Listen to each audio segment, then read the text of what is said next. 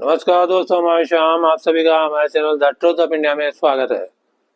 The truth आपके लेके आता है एजुकेशन डिपार्टमेंट की लेटेस्ट खबरें और आज हम बात करेंगे बिहार के 6 लाख शिक्षकों की नई ट्रांसफर पॉलिसी के बारे में। इस पर विवाद भी छिड़ गया है।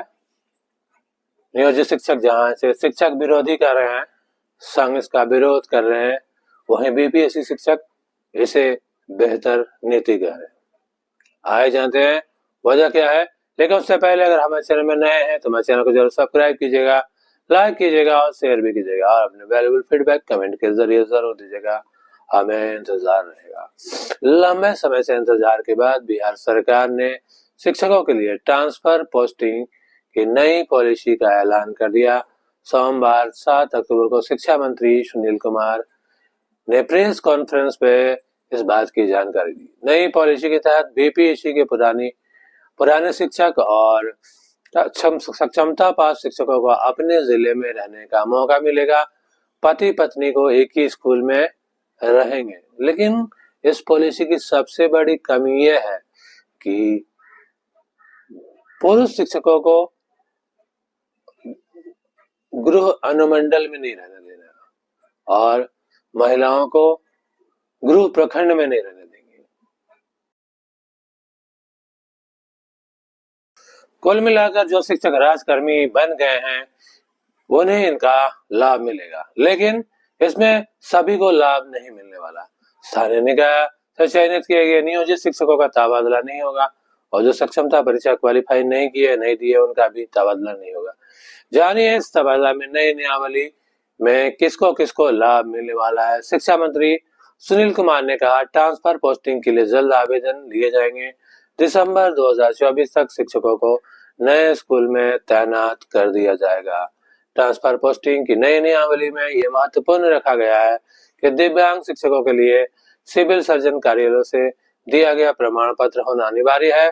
वहीं गंभीर बीमारी से ग्रसित शिक्षकों को मान्यता प्राप्त हॉस्पिटल से ही हो रहे इलाज से संबंधित कागजात प्रस्तुत करने पड़ेंगे।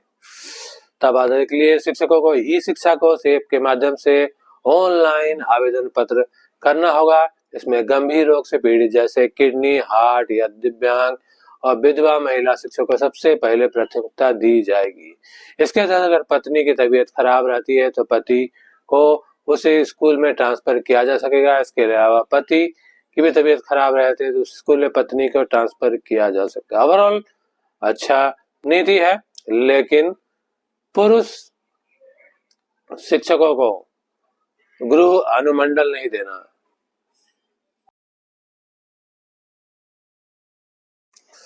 पुरुष शिक्षकों को गृह अनुमंडल नहीं देना और महिला शिक्षकों को गृह प्रखंड नहीं देना, जो कि इस नीति में सबसे बड़ी खामी है। बीपीएससी शिक्षकों को तो सुविधा मिली है कि वो अपने स्कूल में भी रह सकते हैं और चाहे तो ट्रांसफर भी ले सकते हैं दूसरी जगह। यही सुविधा नियोजित शिक्षकों को जो सक्षमता क्वालिफाइड है उन्हें भी मिलना चाहिए। इसी का विरोध हो रहा है और बिहार सरकार को इसे बदलने की जरूरत भी है, क्योंकि जो नियोजित शिक्षक आपके साथ 20 साल से काम कर रहे हैं, ट्रांसफर पॉलिसी का इंतजार कर रहे हैं, उनके साथ आप ऐसा अन्याय कर रहे हैं। अभी भी शिक्षक 1 साल भी नहीं हुए, उनके लिए आप ट्रांसफर की व्यवस्था कर रहे हैं, तो ये तो एक तरह से डिवाइड एंड रूल पॉलिसी है। शिक्षकों को आपस में लड़ाकर आप राज करना चाहते हैं। इलेक्शन भी आने वाली है, बिहार सरकार ऐसी गलती ना करे जो अपने 4 लाख वोट बैंक से हाथ धोना पड़ जाए, क्योंकि शिक्षक खुद नेता होता है।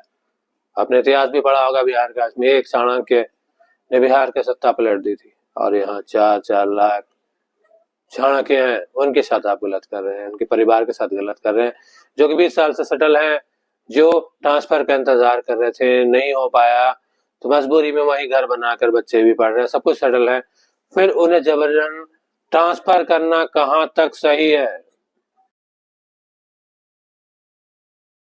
बिहार सरकार शुरू से ही नियोजित शिक्षक विरोधी है। जो नियोजित शिक्षक बिहार सरकार के बुरे वक्त में उसके साथ थी, जब बिहार की इकोनॉमिक स्थिति सही नहीं थी, तब नियोजित शिक्षकों ने 3,500 5,000 की सैलरी में उनके साथ काम किए। वैसे कंडीशन में पलायन ना कर बिहार सरकार का साथ दिया, शिक्षा व्यवस्था को बेहतर किया।